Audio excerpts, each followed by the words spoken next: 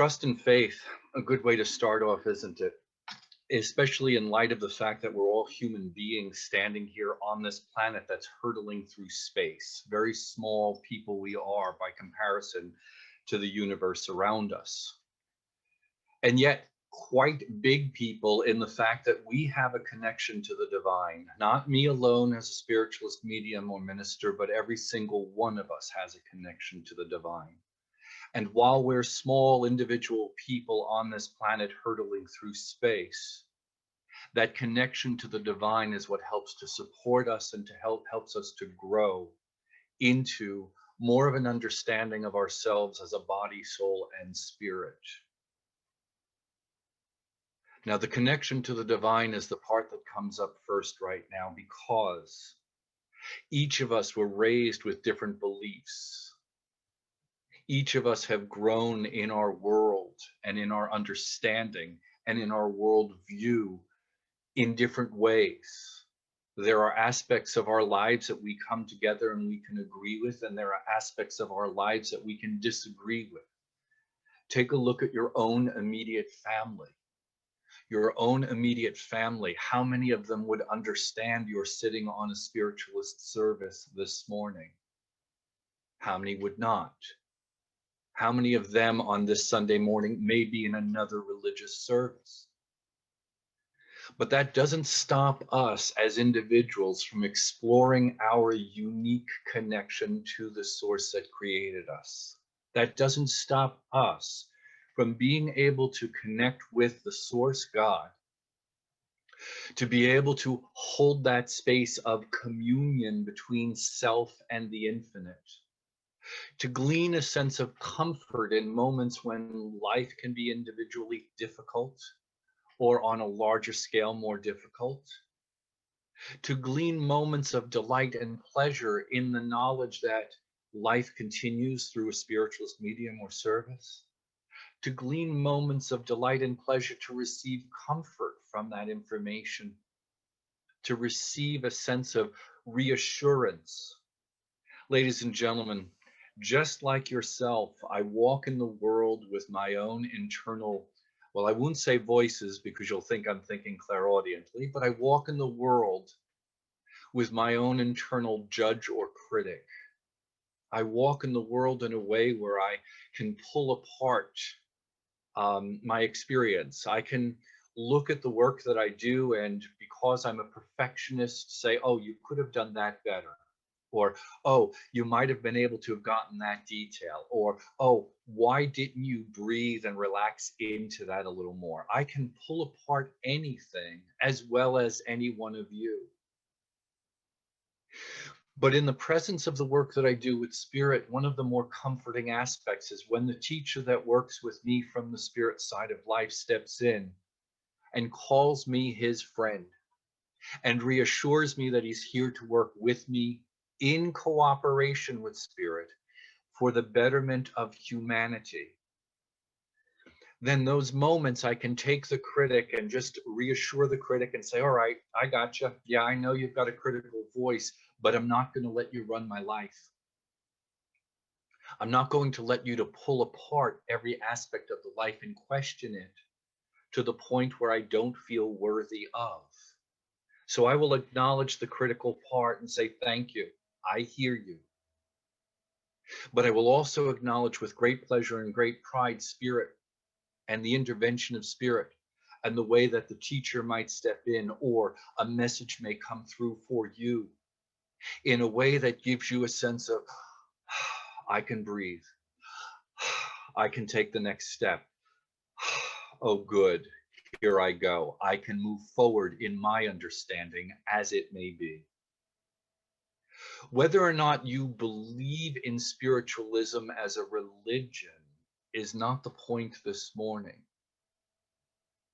It's whether or not you believe that you have the right to be connected to the divine in the very same way that I am, and that you have the same information that comes through you. Some of you may not get it in mediumistic form, but you might get that gentle nudge in the right direction. You might notice something outside of yourself and thank the infinite for the sign as it's come to you. Before I became aware of my ability as a medium, which happened in 1994, I was working for a funeral home. Yeah, I was a funeral director for those of you who didn't know it, before I was aware of my mediumship. I was going through the most difficult breakup of a previous relationship. I was 29 years old. And in that experience, my grandmother had passed. One day I was walking into the funeral home to direct a funeral. Now, imagine the responsibility that goes with that experience. And yet my personal life was falling to pieces. And I do mean falling to pieces. The relationship with my partner and the breakup was, let's just say, horrific. I did not know I was a medium. Now, my mother's mother appeared to me as I was walking into that funeral home that day. I got to the columns at the front steps and I couldn't take a step in, and I'm thinking, how am I going to do my job? And all of a sudden, my maternal grandmother stood at my side, put her arm around my waist, and by her power, I walked into the funeral home, constantly looking down at me like, what the heck is going on? I did not know I was a medium, but in that moment, my maternal grandmother said, don't worry, we're helping you. One more detail from that maternal grandmother. I broke up. I went to my first retreat to deal with the breakup, the anger, the grief, the loss, the whole sum total of what happened in the 8-year relationship. And on my way up to the Catskills, there was a snowstorm. I was driving my fabulous white I think it was 94 Chevy convertible. Top was up, of course, because I didn't want to get snow in the car. But as I'm driving the convertible up to this retreat, now my grandmother, same woman, sang a song, Jimmy Roselli's When Your Old Wedding Ring Was New. It's not a song that's played on the radio in 1994. As I'm going through this area, this is before we had CDs. This is before I had CDs, I should say. Stereo is on in the car, and that song came through the radio. In that moment, I took a breath in and said, thanks, Grandma. I know you're here. So why am I telling you the personal story? Because a moment ago I said it doesn't matter the religion that we celebrate, the spiritualist religion. Each of us has a divine connection to the infinite. And if we are paying attention to our life and what we are drawing to us from the outside, we will also receive in those moments the reassurances from spirit directly. Intuitively, many of us know when something feels appropriate, when it feels right, when it feels like we should move towards it. Intuitively, many of us know what it's like to feel this wall or this energetic block or this moment of stopping and breathing and saying, all right, why don't I feel like I want to move towards this? Intuitively, we all have a sense of what is right for us. In this religion, through the grace of spirit and through the grace of the experience of mediumship, those intuitive moments can be validated. When spirit comes through and my maternal grandmother says to another medium to tell Richard, yes, it was me who got the song When Your Old Wedding Ring Was New to play on the radio back in December of 1995, boom, reassurance, confirmation of something we already know. The spiritual realm, my teacher, your family members, my family members, your teachers are not going to tell you how to live your life, but they are going to support you as you take each step. And if you pay attention to yourself, your body, your being, your body, soul, and spirit, and if you listen to the way your body is responding to your life, it will guide you. That listening, that intuition, that understanding is helping you to navigate what is right for your life. It's helping you to understand who you are. It's helping you to further develop your connection to the divine, because the more we listen, the more we will receive from spirit the guidance needed to help us further along the path.